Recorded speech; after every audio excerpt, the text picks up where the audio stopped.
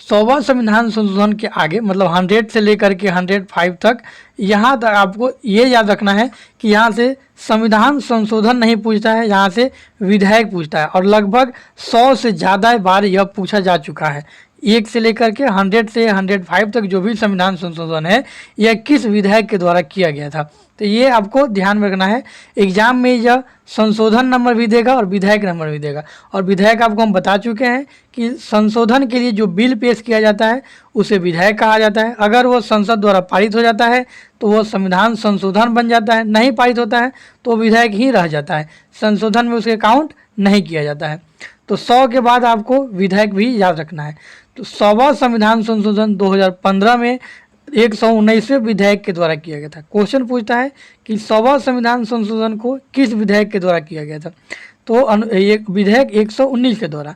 साथ ही एक और क्वेश्चन पूछता है कि जैसे भारत बांग्लादेश, इसके तहत कौन सा काम हुआ था, तो भारत बांग्लादेश भूमि सीमा समझौता।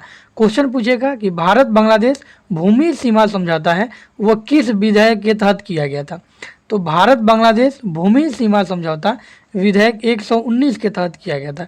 यहाँ संशोधन नहीं पूछता है, विधेयक पूछता है।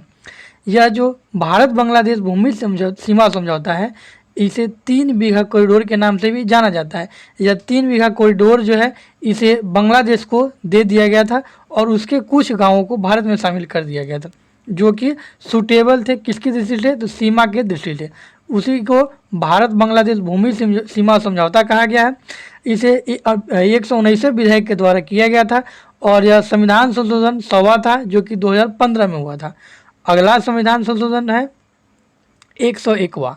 101वां संविधान संशोधन को 122वें विधेयक के द्वारा भारतीय संविधान में शामिल किया गया था।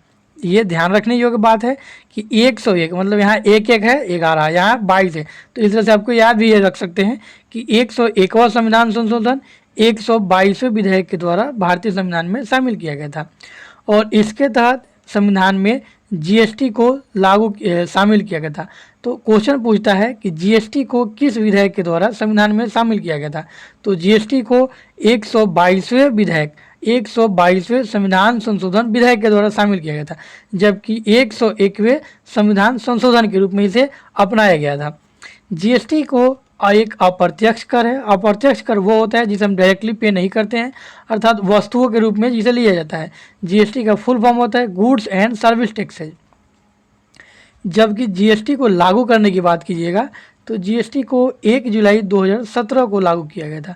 तो यहाँ से कितने क्वेश्चन बने कि जीएसटी को किस विधेयक द्वारा लागू किया गया था, 122वें विधेयक, और 101वें संविधान संशोधन के द्वारा कब किया गया, तो 2016 में।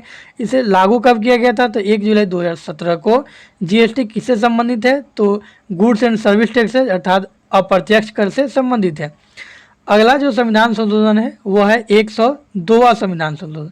और 102वां संविधान संशोधन जो है इसे 123वें विधेयक के द्वारा संविधान में शामिल किया गया था। कौन से, तो 102वें संविधान संशोधन को 123वें संविधान संशोधन विधेयक के द्वारा संविधान में शामिल किया गया था।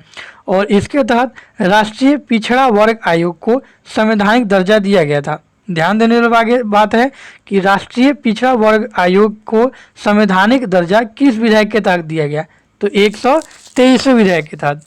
फिर अगला क्वेश्चन पूछ सकता है कि राष्ट्रीय पिछड़ा वर्ग आयोग को संवैधानिक दर्जा किस संविधान संशोधन द्वारा दिया गया था, तो 102वें संविधान संशोधन 2018 के द्वारा। अब यहाँ से क्वेश्चन एक और पूछता है कि इसके लिए अर्थात राष्ट्रीय पिछड़ा वर्ग आयोग को संवैधानिक दर्जा देने के लिए कौन सा अनुच्छेद शामिल किया गया था, तो ध्यान रखिएगा इसके लिए अनुच्छेद 338B और अनुच्छेद 342 को सम्मिलित किया गया था और इसमें संशोधन किया गया था। तो ये सभी अनुच्छेद आपको ध्यान में रखना है। कौन कौन सा, तो क्वेश्चन तो हो ही गया कि राष्ट्रीय पिछड़ा वर्ग आयोग को संवैधानिक दर्जा किस विधेयक के तहत, तो विधेयक 123, किस संशोधन के तहत, 102वें संविधान संशोधन। अब राष्ट्रीय पिछड़ा वर्ग आयोग की जो स्थापना कब हुई थी ये भी क्वेश्चन पूछता है। तो राष्ट्रीय पिछड़ा वर्ग आयोग को जो स्थापना हुई थी यह 1993 में हुई थी। कब, 1993 में राष्ट्रीय पिछड़ा वर्ग आयोग को जो है इसकी स्थापना की गई थी और इसे संवैधानिक दर्जा कब दिया गया था, तो 2018 में 102वें संविधान संशोधन और 123वें विधेयक के द्वारा। ये बहुत इंपॉर्टेंट है, स्क्रीनशॉट ले लीजिए। बढ़ते हैं अगले की तरफ। अगला भी इम्पोर्टेंट है। अगला है 103वां संविधान संशोधन, जो कि 124वें संविधान संशोधन विधेयक के द्वारा भारतीय संविधान में शामिल किया गया था। आपको यहाँ एक चीज़ ध्यान में रखना है कि इसे याद कैसे करते हैं। आपको एक पेज में सभी को नोट डाउन कर लेना है शॉर्ट में, और उसे रिमेम्बर करना है। 3-4 बार आप पढ़िएगा, याद हो जाएगा। या फिर आप बार बार वीडियो को देखिएगा पॉज करके या सुनिएगा, तो आपको ऑडियो सुन करके भी याद हो जाएगा। 103वां संविधान संशोधन भारतीय संविधान में यह 124वें विधेयक के तहत शामिल किया गया था।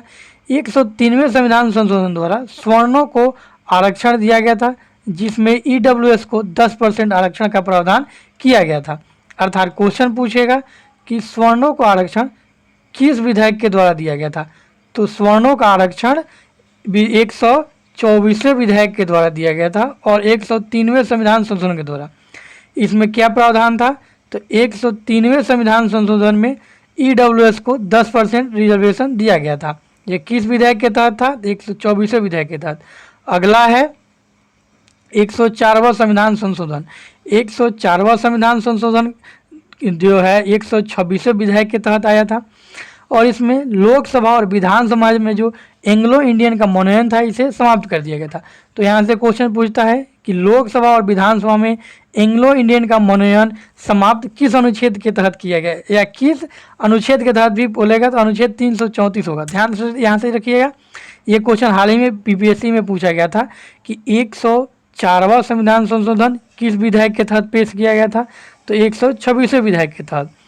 इसके तहत भारतीय संविधान में, इसके तहत ध्यान रखिएगा कि जो एंग्लो इंडियन का जो संसद में नियुक्त किया था, जो लोकसभा और विधानसभा में एंग्लो इंडियन का मनोनयन था, इसे समाप्त कर दिया गया था। तो क्वेश्चन पूछेगा कि एंग्लो इंडियन का मनोनयन लोकसभा और विधानसभा में कब समाप्त किया गया, तो 126वें विधेयक के द्वारा और 104वें संविधान संशोधन के द्वारा।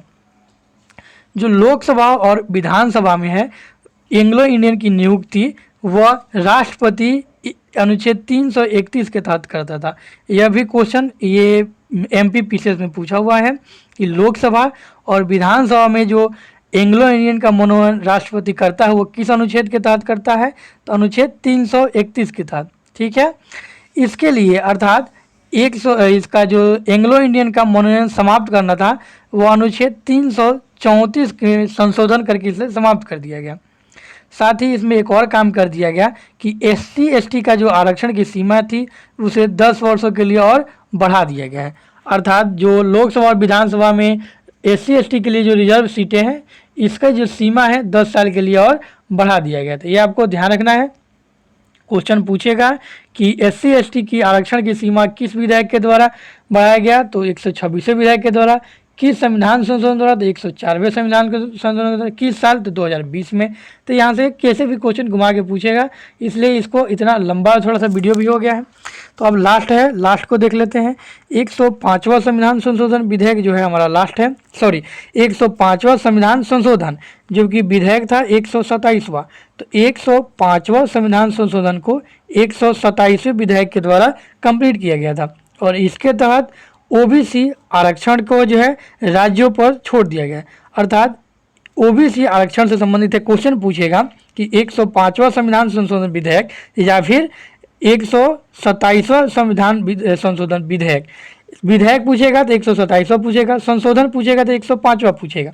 अगर क्वेश्चन पूछता है कि OBC आरक्षण को किस संविधान संशोधन द्वारा राज्यों को दे दिया गया है, अर्थात OBC आरक्षण को अब राज्य अपना तय करेंगे कि किस जाति को कितना देना है और OBC आरक्षण कैसे देना है, यह राज्यों पे निर्भर करेगा। और इसमें जो है संविधान संशोधन 105वां किया गया था। क्वेश्चन ऐसे आएगा कि 105वां संविधान संशोधन किससे संबंधित है, तो OBC आरक्षण को राज्यों को दिए जाने से संबंधित है।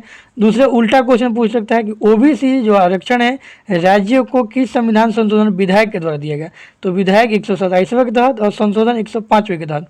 तो इस तरह से हमने कुल जितने भी इम्पोर्टेंट संविधान संशोधन है, इन सबको एक जगह आपको बहुत ही यह हेल्पफुल भी होने वाला है, क्योंकि यहाँ से हर एग्जाम में 1 से 2 क्वेश्चन पूछ लिया जाता है। और किसी जो स्टेट PCS एग्जाम्स हैं, इनमें क्या किया जाता है कि इनमें जो है आपको इन सभी को मिला करके एक साथ मैच करने के लिए दे दिया जाता है। तो आपको क्या करना है, एक प्लेन पेपर में सभी विधेयक को एक जगह शॉर्ट में नोट कर लेना है और इसे 3-4 बार या तो सुन लीजिए या पढ़ लीजिए, आपको पक्का याद हो जाएगा, ये गारंटी है। तो इस क्लास में इतना ही, मिलते हैं अगले क्लास में अगले टॉपिक के साथ। तब तक के लिए जय हिंद,